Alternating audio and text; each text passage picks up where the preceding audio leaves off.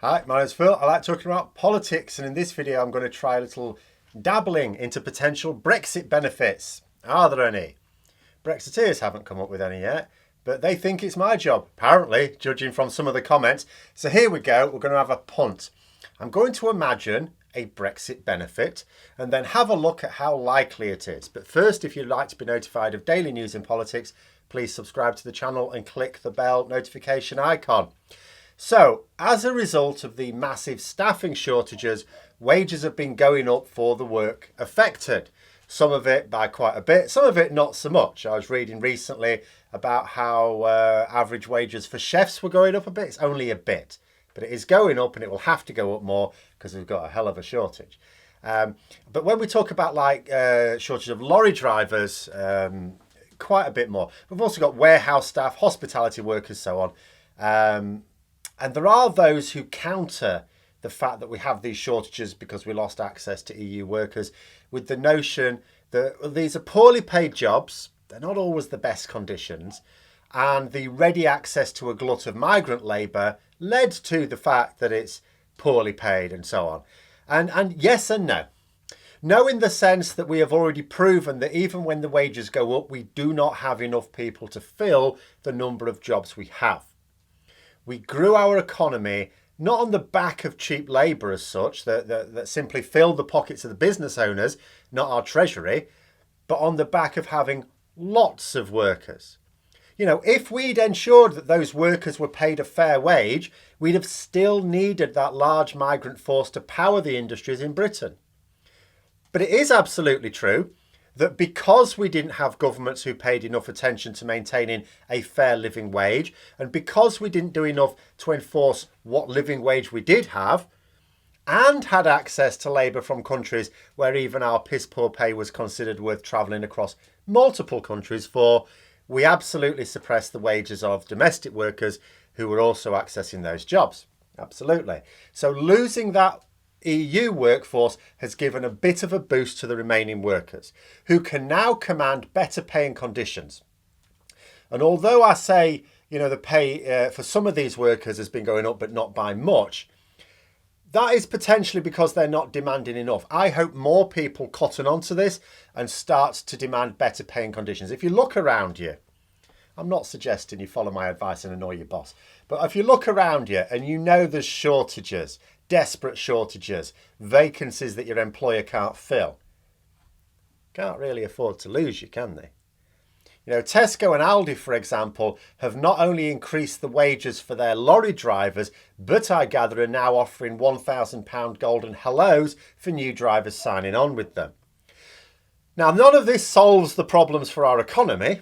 Paying better wages is just moving workers from one place to another, because there isn't like this well of workers that isn't working and won't do the work for the rubbish wage, but will do it for 50% more or something. There may be some workers who are doing a different job who will do the more skilled job of being a chef or a lorry driver if the pay was significantly better. But by and large, we just don't have enough workers. Basically, what we're doing is with the higher wages, we're plugging a gap in the supply chain in one place only to create it in another, because we're just taking them from somewhere else. But for the individual workers involved, absolutely working out better for them.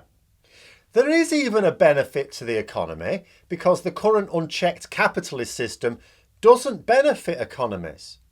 Fair distribution of wealth is an economic no-brainer, because when you pay workers near the bottom of the pyramid more, they spend more, because they already only have enough to cover things anyway. So what they're doing is they're using their increased wealth to power the economy, because they'll use that money to buy goods and services. When a wealthy business owner makes more profit, they don't always spend more money, because if you're already making enough to pay for the things you want to buy anyway, for your desired lifestyle, any extra is just going to be saved, perhaps even offshore. It's much less likely to end up being pumped back into the economy.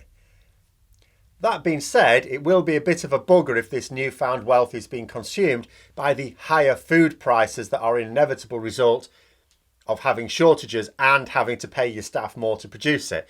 because shortages in the food industry aren't going away with higher wages.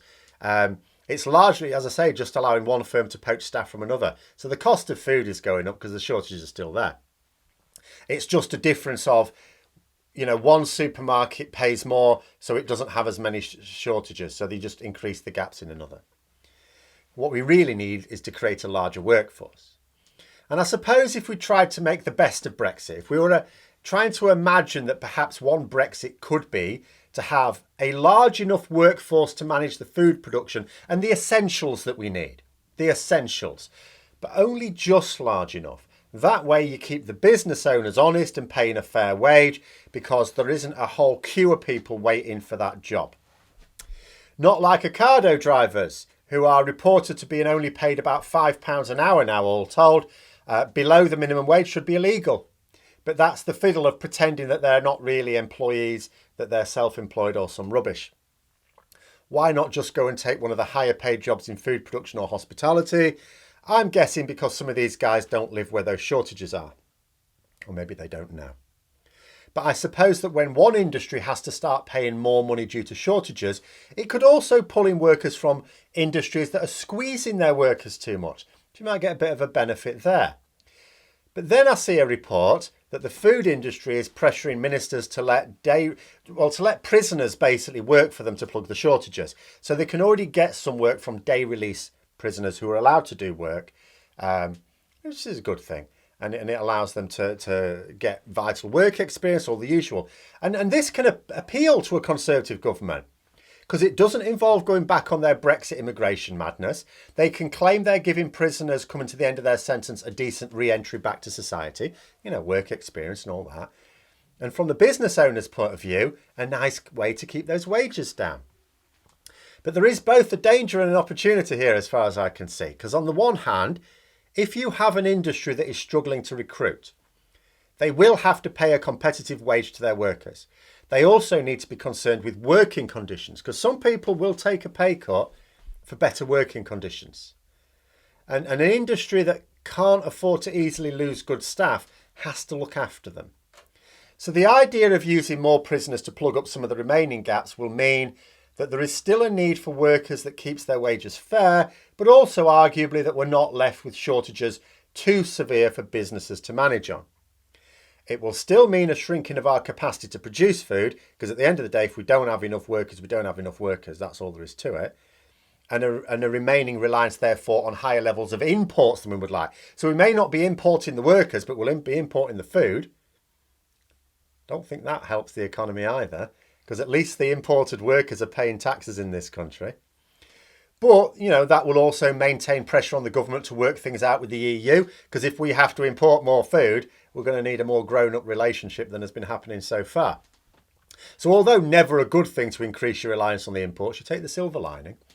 But although you can look at this as Brexit forcing us to see which workers are actually important to us, just as the pandemic did, and how it can create pressures to improve pay and conditions, and if it's also providing much needed employment for those who need it, say people leaving prison, we also know how that works in reality, because whenever you imagine a potential benefit of Brexit, even if it's unintended and still a net loss, even those benefits are unlikely to materialise, I think, because this benefit, if that's what it could ever become, is a rebalance of power from the business owner to the worker.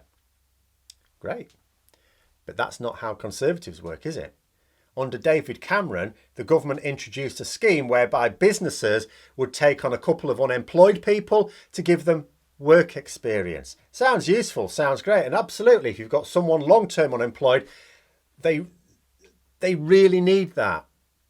But they weren't being paid other than their benefits. So what was actually happening is the business was giving 2 jobs to people whose wages they didn't need to pay. So the scheme worked only to remove existing jobs from the market. It created unemployment, didn't help it, it created unemployment.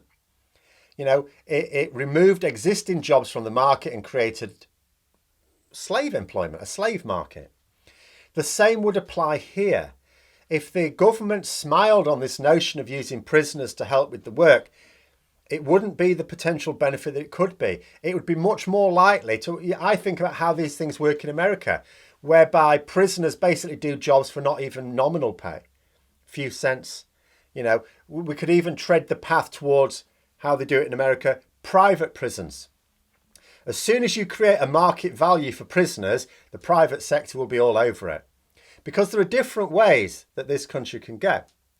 We could see that some food production facilities just don't have the staff to manage. It might make sense to say relocate the production to a part of the country with high unemployment where you've got a ready source of workers. In theory, Brexit shortages could shift work around the country to the parts where we have the spare workers, redistribute it, lower unemployment and help level up Britain. Or businesses could see an opportunity to build prisons with factories installed. We'll manage the prisoners. No need to spend public money on it. We'll build the prisons for you. We'll take the prisoners and we'll give them valuable job skills by working in our up-to-date facilities for 50p an hour. Guess which way our government is likely to go on that? And this is the danger in simply dismissing the worker shortage as poor wages. Absolutely part of the problem, and wages going up because at the end of the day, of course, a business will increase its wages rather than go to the war. But they will also seek to get the staff they need without having to increase wages if they can. Brexit doesn't give us an inevitable path towards better wages. That is simply one of the potential paths and not one that our government has a history of favouring. So I think my conclusion would be that any benefits workers are getting right now, and they should absolutely make hay while the sun shines, may well be short-lived, because this is the government that tried to introduce slave labour, the government that has done nothing against the tide of zero-hour contracts, the government that does nothing about workers being paid less than the legal living wage, even when it's reported in the national press. It does not strike me as being a government that will allow any benefits of Brexit to come to the working public at the expense of those whom they rely on for donations. But there we go. Possible Brexit benefit that will never be. If you don't like it, come up with your own. But those are my thoughts. Let me know yours in the comments below. I hope you found the video interesting. If you did, don't forget to click the like button. If you'd like to support the channel further, please also click the Patreon link for details. And until next time, I'll see you later.